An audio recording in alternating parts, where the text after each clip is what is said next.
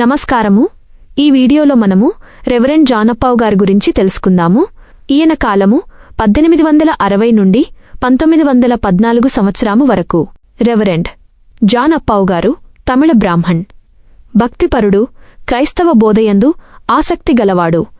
గాననే reverend John Appavu Desikachari అభిషేకనాథంతో కలిసి తమిళనాడు నుండి సువార్త సేవ నిమిత్తం కలసపాడుకు వచ్చి రెవరెండ్ జె హిగ్గిన్స్ గారితో 1860 సంవత్సరము నుండి సేవజేయ దొడగిరి. అభిషేకనాథన్ ఆ వెంటనే ముత్యాలపాడు వెళ్లి రెవరెండ్ జాన్ క్లే యొద్ద కేటగిస్టుగా రుద్రవరం, సిరివెళ్ల, మద్దూర్, గొడిగనూర్ మున్నగు గ్రామములయందు గొప్ప సేవ చేయుటవల్ల వీరి పేరును తమ పిల్లలకు మగపిల్లవాడైతే అభిషేకనాథమని, ఆడుపిల్ల అయతే అభిషేకమ్మ అని పేర్లు పెట్టుకొనేవారు. ఈ పేర్లు ఇప్పటికీ ఈ ప్రాంతమందు మనం చూడగలం. రెవరెండ్ జాన్ అప్పావు గారు అవివాహితుడు. వీరు reverend J Higgins, reverend JF Spencer, SPG మిషనరీల యొద్ద కేటగిస్టుగా 1861 నుండి 1880 వరకు పనిచేసిరి. ఆ పిదప రెవరెండ్ ఇన్మన్ గారి యొద్ద కేటగిస్టుగా పనిచేయుచున్న కాలములో 1880 సంవత్సరమున, డీకనుగా 1890 సంవత్సరమున, ప్రీస్ట్గా రైట్ రెవరెండ్ ఫెడ్రిక్ జెల్గారిచే అభిషేకింపబడిరి.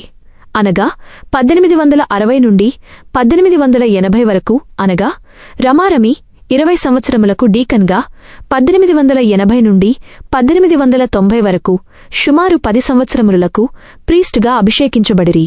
ఈనాడు థియాలజీ కాలేజ్ ముగిసిన వెంటనే త్వరగా అభిషేకం కావాలని గోలచేయువారిని, ఆ పిదప వెంటనే డీనరీ చైర్మన్ కావాలని పైరవీలు చేయువారిని మనం చూస్తున్నాము గదా. ఆనాడు అభిషేకింపబడుట దైవచిత్తమని తలంచి ఓపికతో కనిపెట్టేవారు.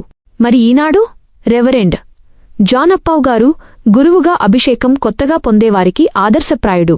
రెవరెండ్ జాన్ అప్పావు గారు కలసపాడు చర్చియందేగాక కలసపాడు చుట్టునున్న గ్రామములకు వెళ్లి కేటగిస్టుగా యున్నప్పుడు ఉదయ, సాయంకాల ప్రార్థన చేసేవాడు. ప్రీస్ట్ అయిన పిదవ శనివారం సాయంత్రమే నిర్ణయించుకున్న గ్రామమునకు వెళ్లి అన్ని గృహములను దర్శించేవారు. రెవరెండ్ జాన్ అప్పావు గారు గృహములు దర్శించినప్పుడు కుటుంబం వారెల్లా ఇంటి నుండి బయటకు వచ్చి స్తోత్రం బాబూ అని వందనం చేయుచుండిరి. దీనికి బదులుగా గురువుగారు ప్రభువునకు స్తోత్రం అని బదులిచ్చేవారు. కాని ఈనాడు గురువే సంఘస్థులకు వారు పెట్టకముందే స్తోత్రం పెట్టడం జరుగుచున్నది. ఎంత గొప్ప మార్పో కదా. 1889 సంవత్సరమున రెవరెండ్ జాన్ అప్పావు గారు చెన్నుపల్లి, గుంతపల్లి మీదుగా కలసపాడు నుండి గోపానిపల్లికి కాలినడకన వెళ్లెను. ఆనాడు బస్సు, సైకిల్, మోటార్ సైకిలు లేవు. ఎంత దూరమైనా నడవాల్చిందే. మిషనరీలు గుట్రముపై వెళ్లేవారు. వీరు గోపానిపల్లెయందు గురువుకు ఒక బోధకొట్టం, ప్రార్థన చేయుటకు ఒక పెద్ద బోధకొట్టము కట్టించెను.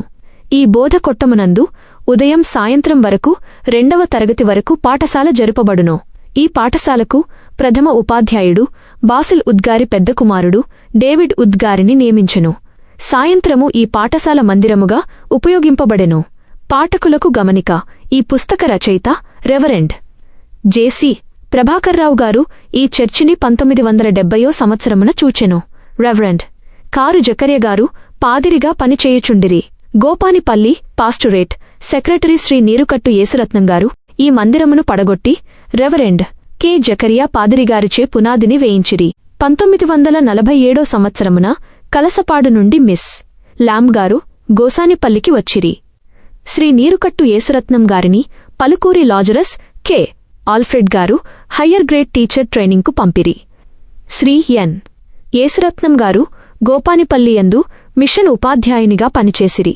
1971 సంవత్సరమున రెవరెండ్ జాన్ అప్పావు గారు కట్టిన మట్టికొట్టమును ఆనాడు ఉన్న రెవరెండ్ కారు జకరయ్య గారితో ప్రార్థన చేసి పడగొట్టి చర్చి బిల్డింగ్కు పునాది వేసిరి. వీరు గోపానిపల్లి సెక్రటరీగా, ట్రెజరర్గా 1981 వరకు ధనాపేక్ష లేనివారై పనిచేసిన భక్తిపరులు.